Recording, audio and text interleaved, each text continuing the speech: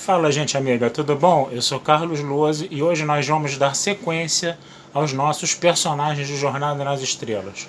Hoje nós vamos conversar sobre James Tiberius Kirk, isso mesmo, o capitão, né, da USS Enterprise, tomado por muitos trekkers, né, como seu personagem favorito, né? Embora a gente tenha vários personagens, né, que são favoritos para muita gente, né, mas vamos falar um pouquinho do Kirk hoje, lembrando que aqui a gente só dá umas pinceladas gerais, né, que a internet está coalhada de informações sobre o Capitão Kirk, né, principalmente no Memory Alpha, né, que é o lugar por excelência onde você pode buscar informações sobre Jornada nas Estrelas, tá?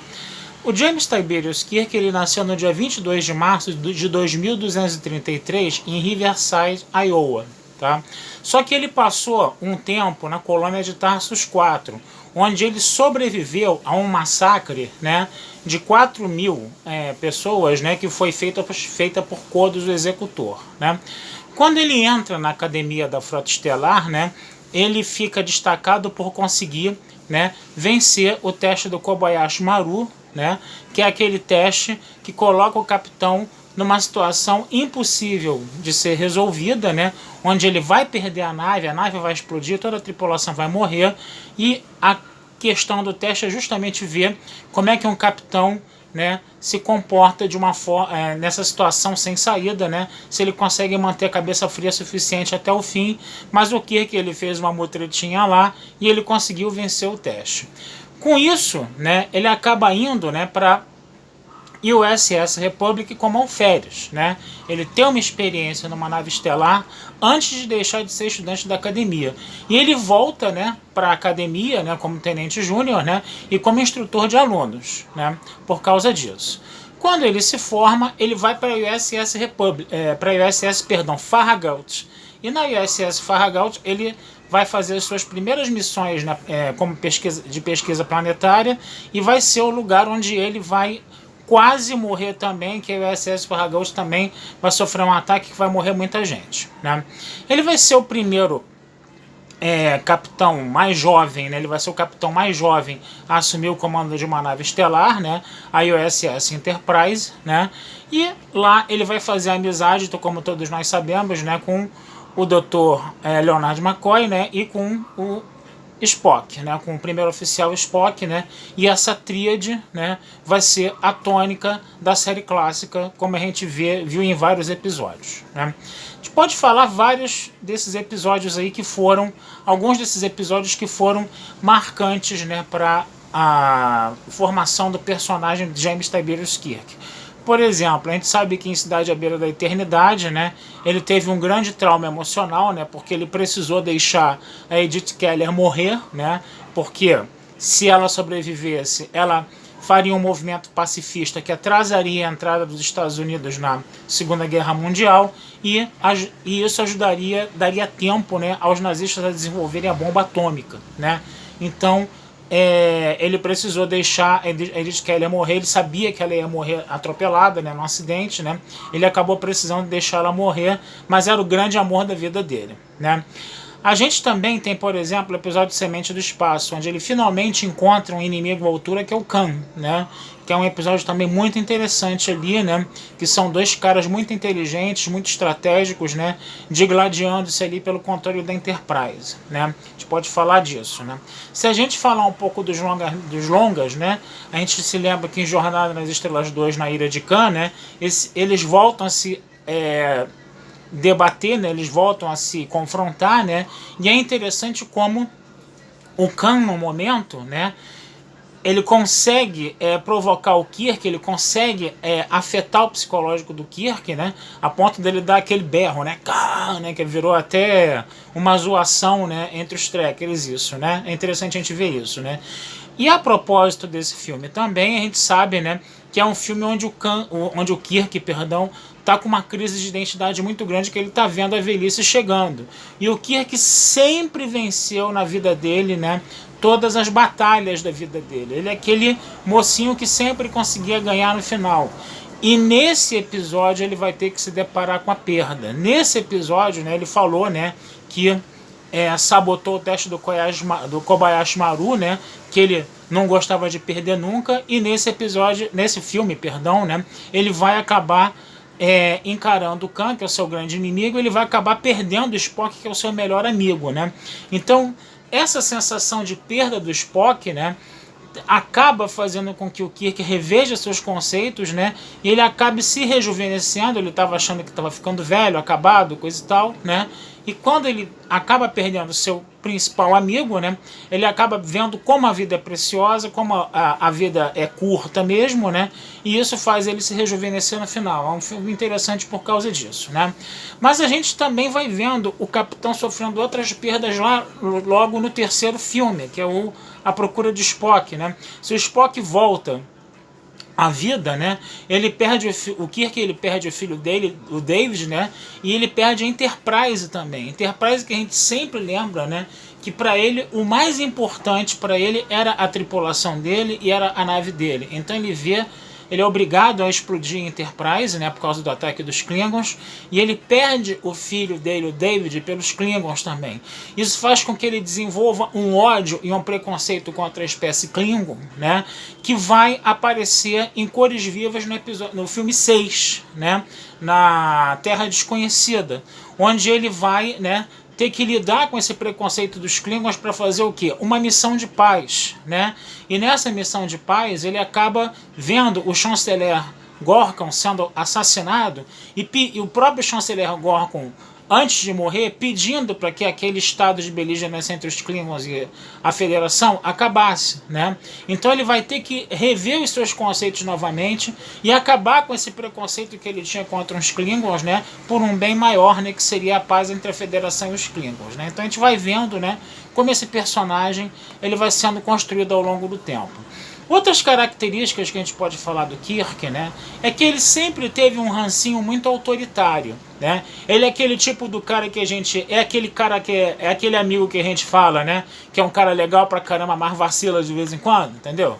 Então ele tinha meio que esse negócio. Então, por exemplo, na primeira temporada de Jornada nas Estrelas, né? Já tem de TOS, né? Já tem um episódio onde ele dá um esporro, né? No Scott, né? Um esporro assim grosseiro no Scott, totalmente desnecessário, e o Scott olha para ele com uma cara assim, perplexa, né? Aí ele percebeu que foi autoritário demais. Não, desculpa, senhor Scott. Ele pediu desculpas na mesma hora, né? O senhor Scott, tá, tudo bem, legal, né? Coisa e tal, né? Mas esse autoritarismo do Kirk, ele é trabalhado ao longo da série, né? Até de uma forma, às vezes até engraçada, divertida, né? Como, por exemplo, naquele episódio Padrões de Força, onde existia um planeta onde um historiador viu que a melhor forma de acabar com uma guerra entre dois povos, né? Era implantar a filosofia e disciplina nazistas, né? E aí, para eles investigarem o que estava acontecendo, o Kirk teve que se disfarçar de oficial nazista. E quando ele se disfarça de oficial nazista, ele pergunta para o Spock: como é que eu tô?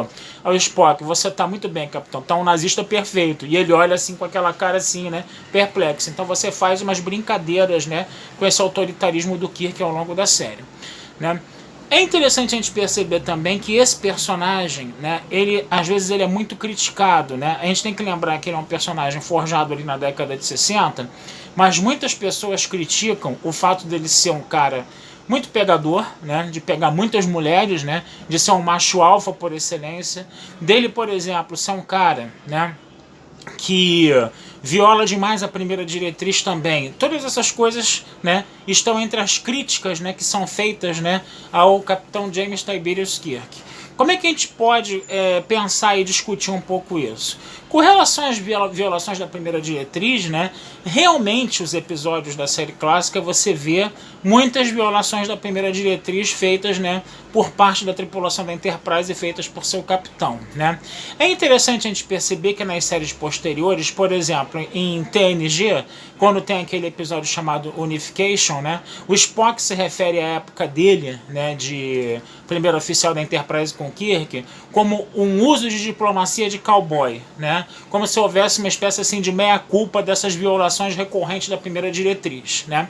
E tem um episódio de Voyager também, onde você vê a Capitã Janeway e conversando com o Tuvok sobre a época, né, do Kirk e do Spock, né, de como, né, eles violavam continuamente a primeira diretriz naquela época, né, E a Janeway falava também, né, Tuvok, que os tempos eram outros, né? A Federação ainda estava se afirmando no quadrante alfa ainda, né? Ela tinha que lidar com muitos problemas de ordem, vamos dizer assim, diplomática, sérios, entendeu? Com muitos problemas de guerras entre civilizações, etc., né? E não era fácil você cumprir a primeira diretriz à risca, ao pé da letra o tempo todo, né? Naquela situação. Então você tinha essas justificativas aí. Mas houve episódios também que a questão da primeira diretriz também foi bem trabalhada, né? Na série clássica, né? A gente não pode também esquecer disso. Com relação ao fato do Kirk ser um machista, um pegador, um macho alfa, coisa e tal, né? A gente tem que lembrar, né, como eu já falei, né, que Jornada nas Estrelas é um produto cultural datado, né? A gente está na década de 60, a gente está vendo TOS sendo desenvolvida para falar do melhor dos mundos utópicos, né? Mas ainda é uma série da década de 60. Você vê as mulheres com penteados da década de 60, você vê mulheres mostrando demais as pernas, até porque o Gene Roddenberry gostava muito de mulher, ele botava essas características femininas exacerbadas na série clássica, né? E aí é aquele negócio, né? Por mais que você tente ser utópico, né, alguns vícios da época, da época em que a série está sendo feita, acabam, né, aparecendo, né, nos episódios ali que estão sendo feitos na década de 60, né? Isso é uma coisa que, se pra gente hoje, né, em 2020, né, às vezes incomoda um pouco, né, a gente também tem que entender, né, que a gente também não pode ser anacrônico a ponto de achar que tudo que eles vão produzir naquela época vai ser completamente asséptico, né, ao que está acontecendo, as mentalidades da época ali da década de 60, né. Então é uma coisa também que a gente pode falar. O que a gente pode falar mais? Com relação à morte dele em Generations, né? Muita gente reclama da morte do Kirk em Generations. A primeira morte que foi bolada para ele seria tomar um tiro nas costas, né? Depois, né, o pessoal achou que ficou demais, aí ele acabou morrendo naquela ponte, né? Uma coisa irônica, né? O capitão morreu na ponte, mas numa ponte né? Uma ponte toda enferrujada, toda esculhambada lá, né? Quer dizer, ficou um negócio meio esquisito, né? E muita gente criticou isso. O próprio Malcolm McDowell, né, que fez o vilão da história de Generations, né? Ele achou também que o Kirk deveria ter tido uma morte mais honrosa ali, uma morte mais espetacular, né? E o que acontece? Dizem que o próprio Malcolm McDowell sofreu ameaças de morte, né, depois da morte do personagem do Kirk, né? Isso é um negócio, como é que a gente fala? Bizarro, né? Agora, é interessante a gente perceber, né, que existe um livro, né, chamado O Retorno do Capitão Kirk, né, onde o William Shatner escreveu esse livro a 4 mãos, né, com outro autor, né, ele teve essa ajuda de um outro autor, que agora não me escapa o nome, tá, desculpa, tá, onde o Kirk, ele, depois de morto, ele volta, né, ele vive ali por um tempo, né, e aí ele interage com a tripulação da TNG, ele interage com a tripulação da Enterprise, né, e ainda tem um esquema ali que ele se envolve com os Borgs e ele consegue destruir a civilização Borg antes de morrer de novo, né? Ele renasce, né? Ele ressuscita ali, né? Ele é um experimento ali, se não me engano, até dos próprios Borgs, né? E depois ele acaba, né, morrendo de novo. Ele ressuscita com prazo de validade ali, né? E quando ele ressuscita, ele já ressuscita conseguindo, né, ser o herói que destruiu, inclusive, né, os Borgs, né? Nesse livro aí, né, que a gente pode encontrar por aí. Esse livro, O Retorno do Capitão Kirk, tem até alguns grupos de WhatsApp, né, de Star Trek, né, e você pode encontrar esse em PDF, né, pela internet por aí, você pode baixar e ler, tá? Só para vocês entenderem. O que a gente pode falar mais um pouquinho também? A gente pode falar também, né, do Abrams-Verse, né, desse Kirk do Abrams-Verse, né, interpretado pelo Chris Pine, né, que foi criado e desenvolvido ali pelo Kurtzman, né. Como é uma realidade alternativa, né, eles mexeram em várias coisas da essência do Kirk, né. O Kirk, por exemplo, na Academia da Frota Estelar, mesmo ele tendo sabotado aquele teste lá do Kobayashi Maru, né? Ele sempre foi um aluno muito dedicado e muito aplicado, a gente tem que falar isso. Ele era o cara mais certinho, ele era um sujeito bem certinho, né, para os padrões, né? Ele vai ser aquele capitão mais porra louca que viola a primeira diretriz, que às vezes não está em acordo com as determinações da Frota Estelar, né? Só a gente lembrar que ele roubou a Enterprise, né, em Jornada das Estrelas 3, A Procura de Spock, né? Ele na Academia da Frota Estelar ele é um cara certinho. Já o Kirk do Chris Pine não é, por causa dessa realidade alternativa, né? O Kirk do Chris Pine é um garoto mais revoltado, né? Porque ele perdeu o pai, né? Ele perdeu o pai no início do filme, né? E ele era um garoto mais revoltado. Ele era um cara, né? Acho que o próprio Chris Pine falava isso. Ele era um cara de 25 anos com mentalidade de 15. Então ele era um arruaceiro, né? Que vai ser, né? Arregimentado pelo próprio Capitão Pike, né? Para ir para a Frota Estelar, né? E aí a gente vai ver, né, esse Kirk mais audacioso aí desde o início, né, desde os dias dele de Academia da Frota Estelar, audacioso ao ponto dele se desentender com Spock, né, que é uma coisa também estranha à cabeça dos trekkers mais tradicionais, né.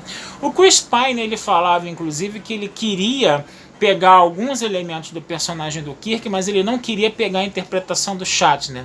Ele queria fazer um Kirk mais ao estilo de um Harrison Ford, que fazia um Indiana Jones, que fazia um Han Solo, um negócio um pouco mais aventureiro. Quer dizer, você vê que essa coisa toda do Abrams-verse, né, da Kelvin Timeline, né, vai contra, né, algumas coisas que a gente via em nessa Jornada nas Estrelas mais tradicionais.